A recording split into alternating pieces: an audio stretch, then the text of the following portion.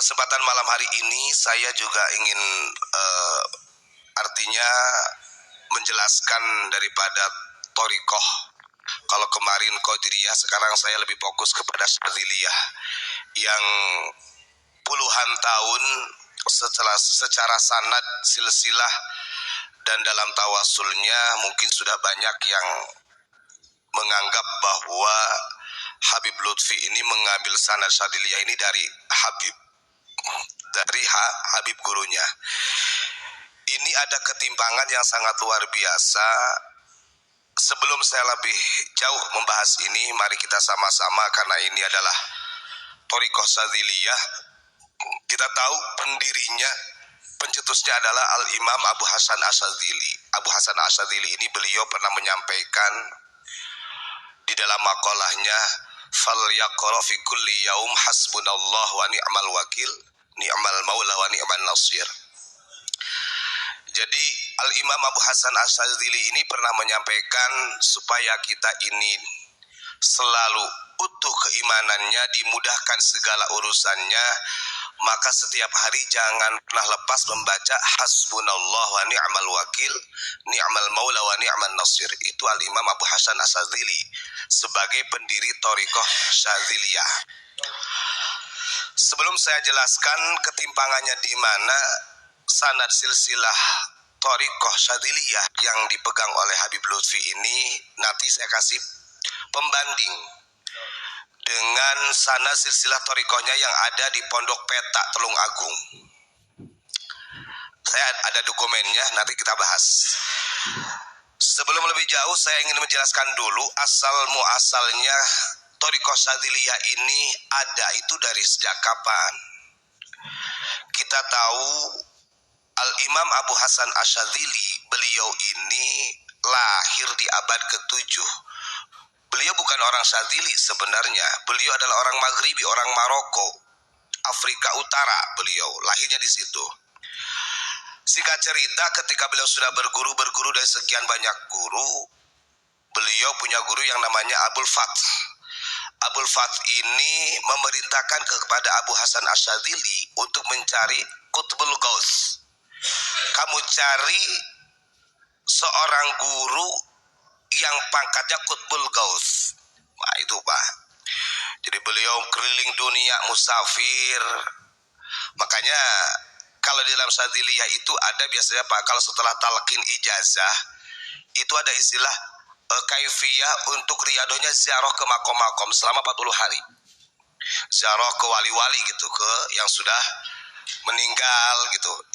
Karena ini tafaulan, karena memang ketika pencarian Qutbul Ghausnya beliau memang musafir. Iya, bukan termasuk alif itu ya yang dibahas. Bukan. Ya saya jadi ingat dulu itu ada juga salah satu muridnya Habib Lutfi ini, mengapunten. Dia ini kan sudah baiat, sudah talqin. Akhirnya ketika menjalankan riyadhah ke 40 makom wali, ke kuburan-kuburan berikut sowan ke kiai, itu nyampailah ke Pondok Unik Pak. Itu 2014 atau berapa gitu.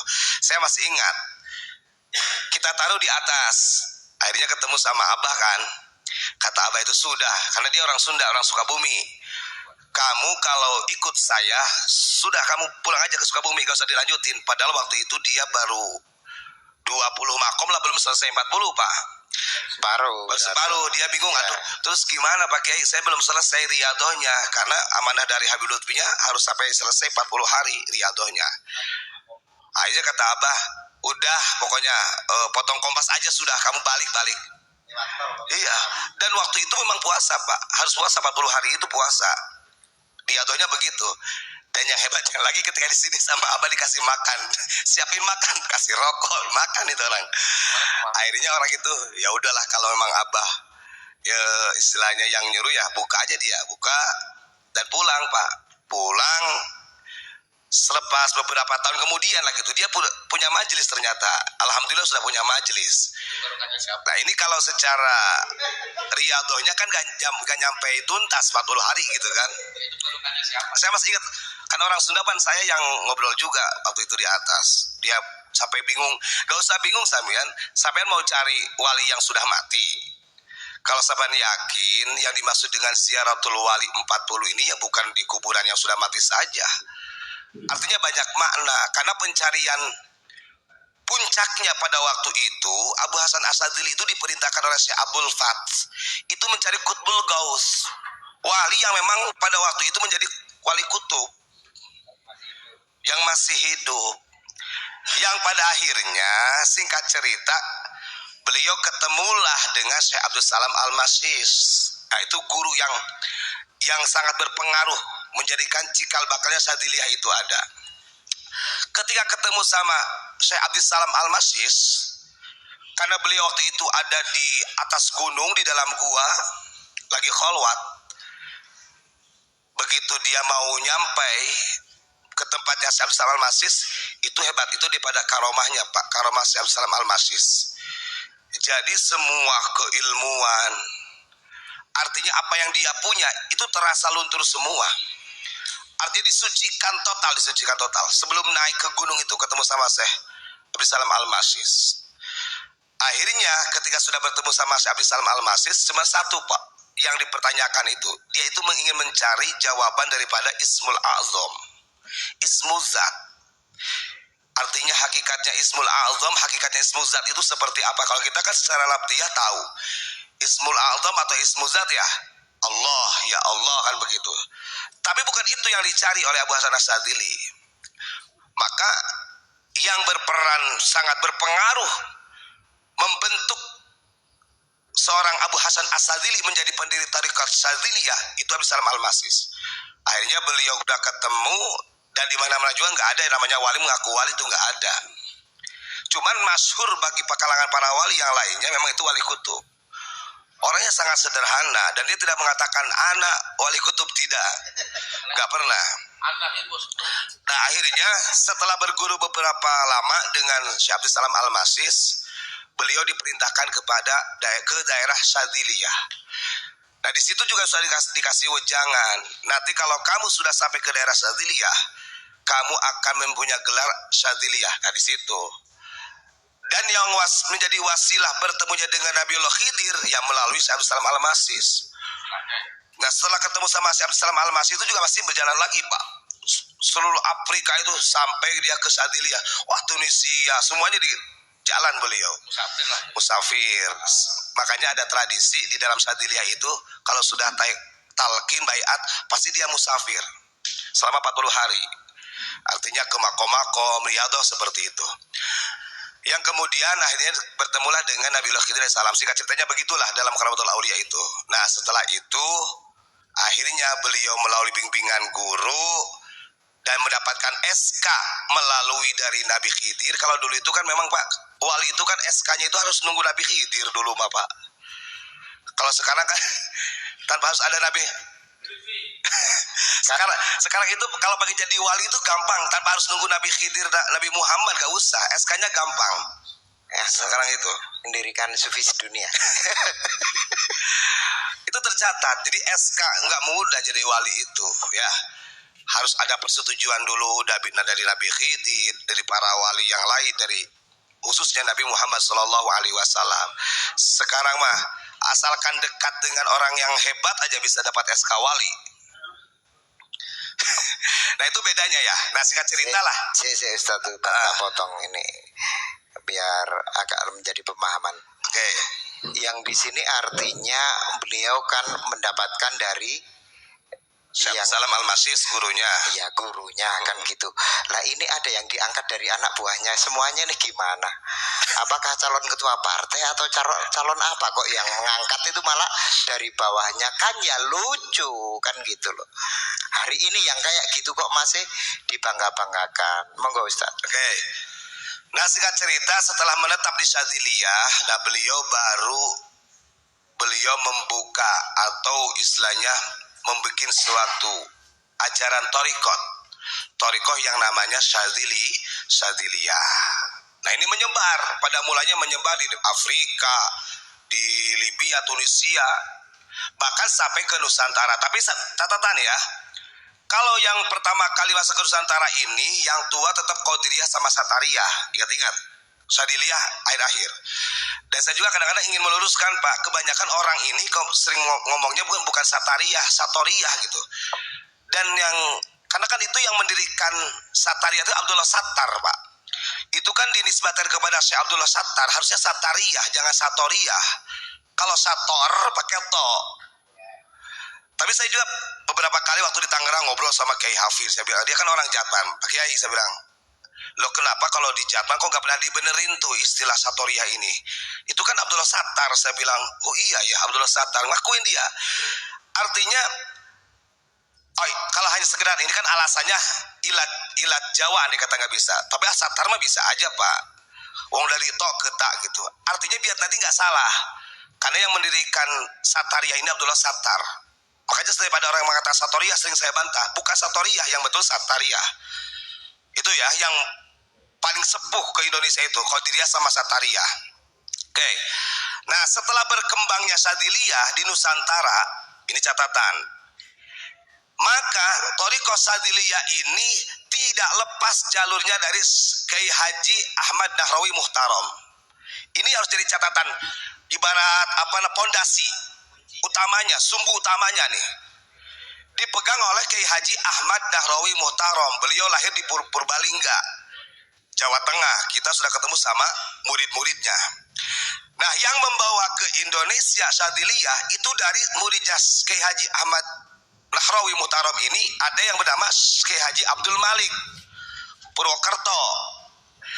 Nah, dari Kiai Haji Abdul Malik inilah baru menyebar ke yang lain-lainnya. Pokoknya duanya ini, dua sumbu ini jangan dilepas. Jadi yang membawa ke Indonesia adalah Syekh Abdul Malik yang dibinyahyakan oleh Habib Lutfi itu, yang dihabibkan. Dia orang Purwokerto. Nah, beliau Syekh Abdul Malik ini mengambil jalur sanad Sadiliyah ini dari Syekh Ahmad Nahrawi Muhtaram yang juga dihabibkan. Gitu. Memang beliau wafatnya di Makkah, tapi bukan bin Yahya. Nah, saya ingin supaya para pemirsa lebih yakin bahwa yang ditulis oleh Habib Lutfi ini artinya ada kekeliruan lah. Kita mungkin entah itu kesalahan cetak atau bagaimana nggak tahu. Tapi yang jelas begini, nih, beberapa bulan yang lalu itu ada Gus Udin ya. Dia itu orang Blitar yang diamnya di sini di Malang. Dia ini kan masih kerabat dengan Pondok Peta, Pak. Tulung Agung. Ya, Peta ini kan pesulukan Thariqah Agung Peta ini. Karena Pondok Peta ini dari pendiri pesantrennya ini adalah pemegang Thariqah Sadiliyah. Nah, di dalam sanad silsilah, makanya saya bilang ini ada ketimpangan. Sementara yang sanad silsilahnya yang dipegang oleh Pondok Peta ini masih murni. Orang nggak begitu, artinya nggak begitu. Wow. Tapi ketika silsilah sanad ini dipegang sama orang yang salah, ditulis dengan tulisan yang salah, justru malah ngikutin. Ini yang anehnya. Nih, saya punya nih panduannya. Bentar ya, saya buka dulu. Karena kebetulan ada yang kesini dari Pondok Peta itu. Bahkan, nah, nih, buka Pak Sakur ya. Ini adalah silsilah Sadiliyah yang ada di Pondok Peta. Kita kenapa berani mengungkap ya, karena ada dari murid-muridnya Pondok Peta sudah kesini juga, sudah nyambung. Dan beliau tidak sepakat dengan sanad silsilah yang ditulis oleh Habib Lutfi. Ngapunten, ini sul adab lah, ngapunten nggih. Tidak mengurangi. Sebenarnya kita ini kalau ada urgent kayak gini, itu beberapa kali seringkali mengirim surat apapun itu ke mereka, tapi mereka itu kadang-kadang kurang menghiraukan. Lihat aja nanti ketika dikirim kembali oleh Abu Yamamah Ghufran untuk pembenaran sanad silsilah kepada Habib Lutfi tidak sampai dihiraukan, lihat aja, apalagi sampai tidak dirubah. Karena ini akan berkepanjangan, nanti salah. Kita hianat dong sama Abu Hasan Asadili yang sudah benar-benar capek, riadohnya betul-betul. Nih, kita lihat, kalau yang sekarang kan yang memegang adalah Kiai Haji Harir Salahuddin bin Abdul Jalil Tulung Agung. Nah, Syekh Abdul Jalil atau Kiai Haji Abdul Jalil bin Mustaqim Tulung Agung, beliau mengambil dari Syekh Mustaqim bin Husain Tulung Agung. Nah, Kiai Haji Mustaqim mengambil sanad Sadiliyah dari Kiai Haji Abdul Razak bin Abdullah At-Tirmidzi Pacitan. Terus kemudian Syekh Abdul Razak bin Abdullah Pacitan mengambil sanad Syadziliyah dari Syekh Ahmad Ngadirejo Solo. Nah, Syekh Ahmad Ngadirejo Solo mengambil dari Kiai Haji Muhammad Abdul Malik Purwokerto. Nah, dari Kiai Haji Muhammad Abdul Malik Purwokerto, dia mengambil dari Kiai Haji Ahmad Nahrawi Banyumas Al-Makki. Nah, karena beliau wafat di Mekah. Ingat ya, jadi dua ulama ini kalau dalam panduannya Pekalongan itu kan dibuat Habib dan dijadikan bin Yahya. Dan saya ingin mengajak kepada masyarakat, andai kata ada dari silsilah Thariqah, entah itu ngambilnya dari Habib Lutfi atau dari siapa saja, kalau menemukan Syekh Abdul Malik Purwokerto ini dibin Yahyakan, kemudian Syekh Ahmad Nahrawi dibin Yahyakan dengan gelar Habib, itu secepatnya langsung tolak. Artinya untuk dibenarkan gitu, bahwa ini bukan Habib, ini bukan bin Yahya. Karena tidak menutup kemungkinan, Pak, ketika kan itu kan estafet modelnya. Ketika nanti ada Habib Lutfi mengangkat mursyid setelahnya ada mursyid, nanti akan menjalur terus aja begitu. Artinya ini kan penyelewengan sejarah. Sementara kalau sanad Thariqah Syadziliyah ini murni dipegang oleh orang Nusantara ini tanpa ada klaim Habib. Karena puncaknya ada di Kiai Haji Ahmad Nahrawi. Jadi kalau nanti menemukan di sana ada Al-Habib, ada dibin Yahyakan, itu nyatakan salah dan perlu di cross check ulang. Siapapun itu. Mungkin sekarang hanya muncul dari jalurnya Habib Lutfi, bisa saja, Pak. Syadziliyah dari yang lain juga seperti itu, karena biasanya aturan Thariqah mereka bersandarnya kepada Jatman. Ketika ketua Jatman siapa yang megang, maka dia yang punya kuasa. Nah, kalau yang memegang Jatman ini juga salah, bagaimana nasib Thariqah yang 45 mutabaroh itu nantinya? Kan gitu. Sementara kalau kita lihat dalam sejarah, ulama-ulama Thariqah itu adalah orang yang paling berperan di dalam masa depannya agama dan bangsa. Nah, ini mudah-mudahan bisa didengar ya, untuk mungkin ada jamaah yang dari Pondok Peta dan lain sebagainya. Perlulah, bukan berarti kita istilahnya menyalahkan Habib Lutfi, tidak. Ya bisa saja mungkin karena ada kesalahan cetak, gak apa-apa, tapi diingatkan, harus diingatkan. Jangan sampai terlanjur kelamaan nanti salah, malah justru menjadi salah dan salah seterusnya. Naudzubillahi min dzalik. Nah, itu saja mungkin yang saya sampaikan. Terima kasih. Assalamualaikum warahmatullahi wabarakatuh.